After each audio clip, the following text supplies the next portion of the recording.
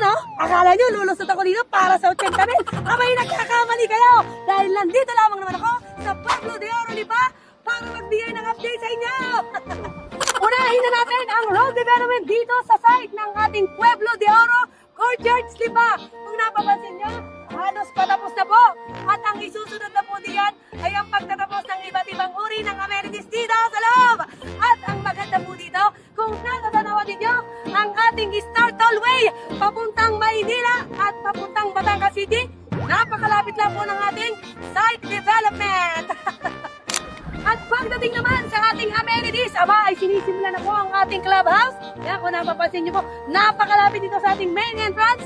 Meron tayong 24/7 na security. May basketball court, swimming pool, pocket gardens, linear parks, at marami pang iba.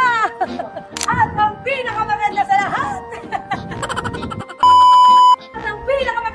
ay syempre ako yan. Will you please repeat it?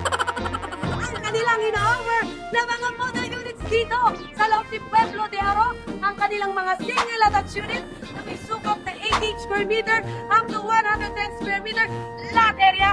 Minimum lot lang po yan. Ibig sabihin, may mas malaki pang cut na mga lote dito sa loob. At hindi lamang po yan, ang ating po mga unit ay complete unit na fountain over. Siyempre, bukod sa napakaganda ng lokasyon meron dito sa Pueblo de Oro, Lipa, napakahangin at nakakasigurado ka na malalim ang immortal dito. At paano kung matutuntaw nang hindi ko pa sinasabi kung saan kayo located? Siyempre, located lamang po ito sa Barangay Balitawak, Lipa City.